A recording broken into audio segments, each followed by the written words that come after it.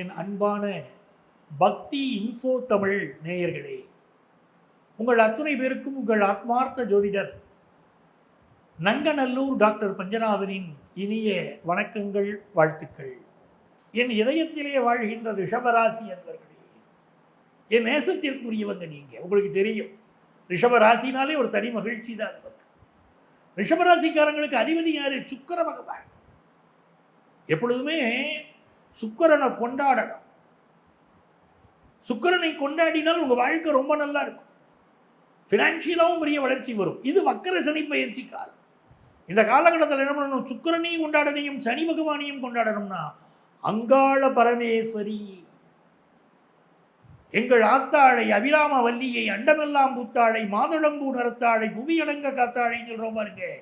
அப்படி இந்த காலகட்டத்தில் அங்காள பரமேஸ்வரி, அவளை போய் வழிபட்டு பாருங்க. ரிஷபராசிக்காரங்களுக்கு பணம் வரும், திடீர் பணவரவு வரும். இந்த காலகட்டத்தில் நிறைய பயணங்கள் அமையும். அதெல்லாம் நன்மையா இருக்கு. ப்ரமோஷன் விஷயத்தில் மட்டும் சிலருக்கு பரிசீலனையில் வைப்பாங்க உங்க பேரை. உயரதிகாரியோட ஒரு கருத்து மாறுபாடு வரும். சில நன்மைகள் வந்தால் சில மாறுபட்டு இருக்கும். இல்லை, உயரதிகாரியோட கருத்து மாறுபாடு இருக்கும். கவலைப்படணுமா? தேவையில்லை. ஏன்? இந்த காலகட்டத்தில் உண்மையை நாங்கள் முதல்ல சொல்கிறோம் பாருங்க. நீங்கள் எப்படி வாழணும்னு தெரிஞ்சுக்கிடுவீங்கள்ல. உயரதிகாரிகிட்ட அனுசரித்து போகணும். இது இருந்தால் போதும். இன்னொரு பக்கம் ஃபாரின் ஆப்பர்ச்சுனிட்டி கூடி வரும். வெளிநாட்டுக்கு போகணும், அங்கே ஒரு வேலைக்கு போகணும் அப்படின்னு நினைக்கிறீங்களா? நல்ல வேலை வாய்ப்பு ரிஷபராசிக்காரங்களுக்கு கிடைக்கும். சில பேர் வெளிநாட்டில் இருக்கிறவங்க அங்கே இருக்கிற வேலையிலேருந்து உங்களுக்கு இந்த விசா காலம் முடியுது அப்படிங்கிற அமைப்பெல்லாம் இருக்கும். அப்போ சில பேர் என்ன பண்ணுவீங்க? இந்த காலகட்டத்தில் வேற ஒரு நாடு ட்ரை பண்ணுவீங்க. இப்போ இருக்கிற நாட்டை விட்டுட்டு வேற ஒரு நாடு ட்ரை பண்ணுவீங்க. உதாரணமாக அமெரிக்காவில் இருக்கீங்க, கனடா போகலாம்னு நினைப்பீங்க, வாய்ப்பு கிடைக்கும். இந்தியாவில் ஒரு மாநிலத்தில் இருக்கீங்க, இன்னொரு மாநிலத்துக்கு ட்ரை பண்ணுறீங்க, வாய்ப்பு கிடைக்கும். இப்படிலாம் பெரிய வெற்றி இருக்குது. ஆனால் ரிஷபராசிக்காரங்க இந்த காலகட்டத்தில் உயரதிகாரியை பகைச்சிக்கிடாமல் இருக்கணும். படிக்கிற மாணவர்கள் படிப்பு நல்ல முன்னேற்றம் தான். ஆனால் அந்த 10th +1 +2 படிக்கக்கூடிய மாணவர்களுக்கு சில மனக்குழப்பம் இருந்துக்கிட்டே இருக்கு. பிள்ளையாரை கூப்பிட்டீங்கன்னா மனக்குழப்பம் விலகும். பிள்ளையாருக்கு தோப்புக்கரணம் போட்டு படிக்க உட்காருங்க, நல்லா இருப்பீங்க.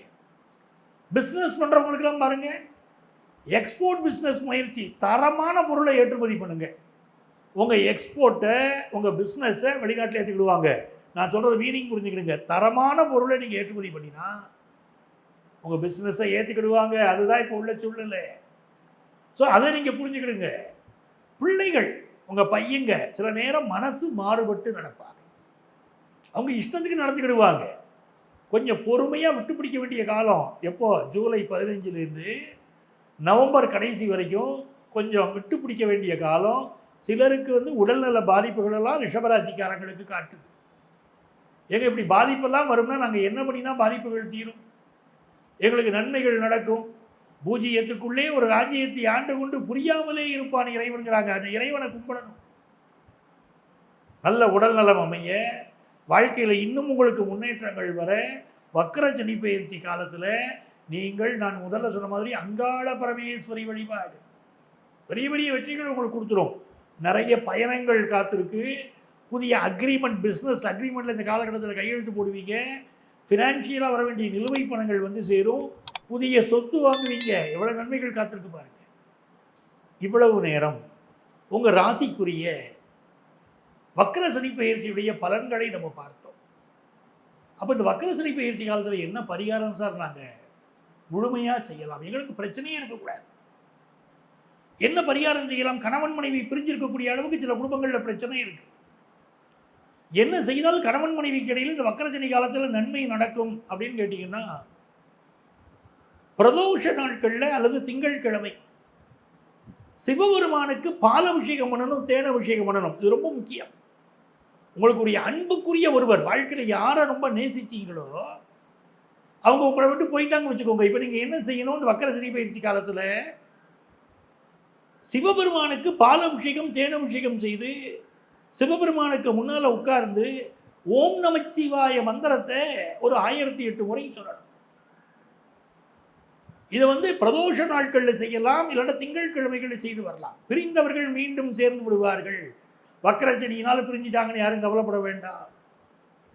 சிலருக்கு உடல்நல துன்பங்கள் இருக்குது, எனக்கு வக்கரச்சனியினாலே அப்படின்னு நீங்கள் கவலைப்படுறவங்களா இருந்தால் இந்த காலகட்டத்தில் காகத்திற்கு உணவிடுங்கள். தயிர் சாதம் இருக்குது பாருங்கள், தயிர் சாதத்தில் சிறிதளவு எள் போட்டு, ரொம்ப எள் போட்டுறாதீங்க, காக்கா சாப்பிடாது. லேசாக இதில் எள் போட்டு அந்த தயிர் சாதத்தை காக்காய்க்கு வச்சிங்கனாலும் காகம் அதை சாப்பிடும், உங்களுக்கு வரக்கூடிய துன்பங்கள் விலகும். அதே போல் பித்ருக்களுக்கு செய்யக்கூடிய தர்ப்பணம் பண்ணுங்க, அமாவாசை தர்ப்பணம் கொடுங்கள், அதுவும் உங்களுக்கு சனி பகவான் அகம் மகிழ்ந்து உதவுவார். ஏன்னா காகம்தான் பித்ருக்களை குறிக்கக்கூடிய பறவைன்னு நம்ம சொல்கிறோம் இல்லையா? அதனால நீங்கள் செய்யுங்க, இதெல்லாம் உங்களுக்கு மிகுந்த நன்மைகளை தரும். நவக்கிரகங்கள் 9 கிரகங்கள், ஒவ்வொரு கிரகத்துக்கும் ஒவ்வொரு தனித்தனி சிறப்பு. ஒவ்வொரு கிரகமும் நம்முடைய உறவு முறைகளில் ஒரு முறையை சொல்லுது. உதாரணமாக சூரியன்கிற கிரகம் நம்ம வாழ்க்கையில் நம்முடைய அப்பா எப்படிப்பட்டவர், நமக்கு அரசு வேலை கிடைக்குமா அப்படின்னா அந்த சூரியன்கிற கிரகம் சொல்லுது. சந்திரன்கிற கிரகம் தான் நம்ம ஜாதகத்தில் இருக்கக்கூடிய சந்திரன்கிற கிரகம் தான் அம்மாவை பற்றி சொல்கிறது. நம்ம தாய்க்கு நமக்கு இடையிலே இருக்கக்கூடிய அந்த ஆழமான புரிதல் எப்படி, அம்மாவுடைய உடல் நலம் எப்படி இருக்கும், நம்முடைய மனநலம் எப்படி இருக்கும் அப்படின்னு சொல்லுது. செவ்வாய்ங்கிற கிரகம் தான் சகோதர உறவுகளை பற்றி பேசுகிற கிரகம்.